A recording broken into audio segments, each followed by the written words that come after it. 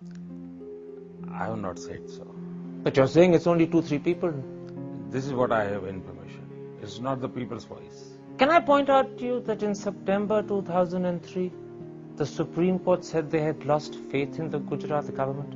जब तक ये सब चल रहा था, दरबारी पत्रकार बीजेपी नेताओं को टारगेट कर रहे थे, तब मीडिया बहुत अच्छा था। लेकिन जैसे ही एक सवाल शहजादे से पूछ लिया तो मीडिया गोदी मीडिया हो गया। देखिए।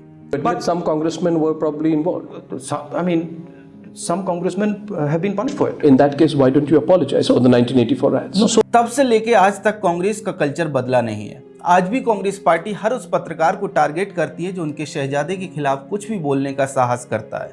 उदाहरण के लिए आप रजत शर्मा का मामला देख लीजिए। बड़े और पुराने पत्रकार हैं, इंडिया टीवी के मालिक हैं, अपने चैनल पर आज की बात नाम से एक डेली शो करते हैं। 18 सितंबर को इन्होंने राहुल गांधी के कथित हाइड्रोजन बम वाले खुलासे पर एक शो किया था। शो का टाइटल राहुल के बम में कोई दम नहीं, चुनाव आयोग किसी से कम नहीं रखा गया। जैसे ही उन्होंने ये टाइटल अपने ट्विटर हैंडल पर पोस्ट किया, कांग्रेस पार्टी आग बबूला हो गई।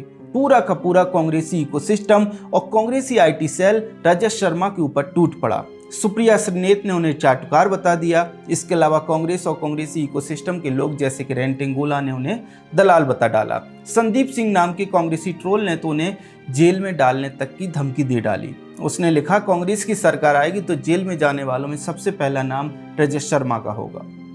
यही नहीं, अभी और सुनिए। आगे बढ़ते हैं। इसके बाद 19 सितंबर को रजत शर्मा ने डूसू इलेक्शन पर शो किया और टाइटल रखा, जैन जी ने राहुल गांधी को रिजेक्ट किया, दिल्ली यूनिवर्सिटी में एबीवीपी की जीत। इसके बाद एक बार फिर कांग्रेस उनके ऊपर हमलावर हो गई। कांग्रेसी नेता श्रीनिवासन ने उन्हें धमकाते हुए कहा कि जब साहिब प्रधानमंत्री नहीं होंगे तब तुम्हारी दलाली का हिसाब होगा। मतलब ये कि कांग्रेस नेता रजत शर्मा से कह रहे हैं कि मोदी जब पीएम नहीं होंगे तब तुम्हारा हिसाब किया जाएगा। सुप्रिया श्रीनेत ने भी मानसिक तौर पर उन्हें दिवालिया बताते हुए टारगेट किया। इसके अलावा कांग्रेस आईटी सेल तो लगातार उन्हें गालियां धमकियां दे ही रही है। सवाल सीधा है कि डीयू में कांग्रेस का छात्र संगठन बुरी तरह से हार गया तो क्या ये राहुल गांधी की हार नहीं है? क्या इसका अर्थ ये नहीं है कि जैन जी ने राहुल गांधी को रिजेक्ट कर दिया? बिल्कुल है, सीधा सीधा अर्थ यही है और यही बात रजत शर्मा ने लिखी थी। इसी एंगल पर उन्होंने शो किया, लेकिन फिर भी उन्हें देख लेने की, हिसाब करने की, जेल में डाल देने की धमकी दी जा रही है। उन्हें दलाल कहा जा रहा है, उन्हें गालियां दी जा रही हैं। सवाल है क्यों? क्या freedom of speech Rajat Sharma के हिस्से में नहीं है? क्या सिर्फ कांग्रेसी वामपंथी पत्रकारों को ही फ्रीडम ऑफ स्पीच है कि वे किसी भी एंगल पर अपना शो कर सकते हैं, अपनी वीडियो बना सकते हैं? रजत शर्मा को अपना शो करने से पहले कांग्रेस से स्क्रिप्ट चेक करानी पड़ेगी, जैसा कि इमरजेंसी के दौरान कांग्रेस करती थी। दूसरा, राहुल गांधी की कथित हाइड्रोजन बम पर रजत शर्मा ने ऐसा क्या कह दिया जो उन्हें धमकाया जा रहा है, जेल में डाल देने की बात की जा रही है? राहुल गांधी ने अपनी प्रेस कॉन्फ्रेंस में कुछ भी ऐसा खुलासा नहीं किया जिसे हाइड्रोजन बम कहा जा सके, तो उन्होंने यही लिखा कि उनके बम में दम नहीं था। बात सही है, हमने भी अपने एनालिसिस में आपको बताया है कि राहुल ने बस एक स्पीच जैसा दिया था आलंग विधानसभा के केस को लेकर। उन्होंने जो कुछ बताया वो पहले से ही पब्लिक डोमेन में था। चुनाव आयोग ने सभी सबूतों के साथ बताया कि इस मामले में उन्होंने खुद ही एफआईआर करवाई थी। यही बात कहने पर रजत शर्मा को गालियां दी जा रही हैं, उन्हें टारगेट किया जा रहा है, उन्हें निशाना बनाया जा रहा है।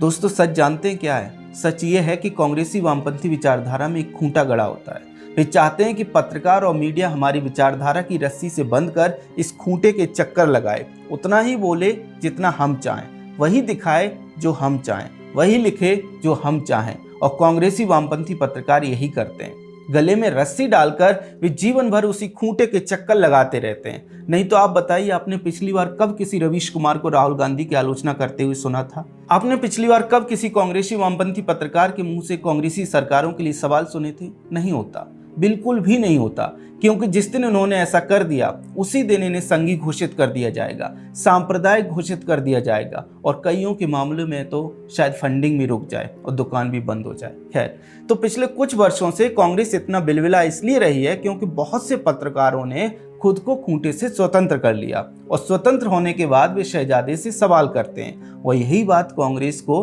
बर्दाश्त नहीं होती कि इतने वर्षों तक जो हमारे खूंटे से बंधे थे वे हमसे सवाल पूछ रहे हैं। याद रखिए, यहाँ हम किसी विशेष पत्रकार की बात नहीं कर रहे, बल्कि मीडिया को लेकर कांग्रेस का आम दृष्टिकोण आपको बता रहे हैं। कांग्रेस का ये दृष्टिकोण ही है जिसके कारण वे हर उस पत्रकार को, हर उस मीडिया संस्थान को गोदी मीडिया कह देते हैं जो उनसे सवाल पूछता है, उनकी राज्य सरकारों से सवाल पूछता है। मजे की बात यह है कि यूपीए के 10 साल के कार्यकाल में देश के कई कथित तौर पर बड़े पत्रकार कांग्रेस के खूंटे से बंधे थे। पीएमओ से खबरें आती थी, ये बातें अलग अलग किताबों में बाहर आ चुकी हैं। उनसे जब भी झुकने को कहा जाता वे रेंगने लगते और सुपर पीएम के सामने तो हमेशा रीढ़ की हड्डी झुकाकर ही खड़े होते थे। तो कांग्रेस पार्टी को इस तरह की मीडिया की आदत है और ये आदत अभी तक बदली नहीं है। यही कारण है कि रजत शर्मा जैसा कोई पत्रकार अगर एक भी सवाल पूछ लेता है, राहुल गांधी पर सवाल उठा देता है, तो उसे धमकाया जाता है, उसे दलाल बताया जाता है, उसे ट्रोल किया जाता है, उस पर हमला बोला जाता है, सरकार में आने पर उसे जेल में भेज देने की धमकी दी जाती है। दोस्तों, अब एक और बात पर विचार कीजिए। मुख्यमंत्री रहते हुए नरेंद्र मोदी को न सिर्फ देश की बल्कि विदेश की उनके इकोसिस्टम ने भी टॉर्चर किया। सुनियोजित तरीके से उनकी छवि देश और दुनिया में खराब की गई। बार बार उनके मुंह में माइक ठूंस ठूंस कर गुजरात दंगों की बात की गई। सभी जांचों में, सभी अदालती फैसलों में, सभी एजेंसियों से क्लीन चिट मिलने के बाद भी उनके ऊपर सवाल उठाए गए, उन्हें दोषी ठहराया गया। इसके बाद भी नरेंद्र मोदी ने कभी मीडिया को गालियां नहीं दी, मीडिया को बॉयकॉट नहीं किया, कभी भी बीजेपी नेताओं ने मीडिया को देख लेने की धमकी नहीं दी, कभी भी बीजेपी ने सरकार में आने पर जेल में डाल देने की धमकी नहीं दी। इसी से समझ लीजिए कि मीडिया की स्वतंत्रता का भौंपू बजाने में और मीडिया को वास्तविक तौर पर स्वतंत्र रखने में क्या अंतर है और कौन भौंपू बजाता है और कौन सही मायनों में मीडिया को स्वतंत्रता देता है। खैर, कांग्रेस पार्टी रजत शर्मा को धमका रही है। इसको लेकर आपका क्या कहना है कमेंट सेक्शन में हमें जरूर बताएं। अगर आपको हमारा कंटेंट पसंद आता है तो हमारे चैनल को सब्सक्राइब भी कर लें। जय हिंद।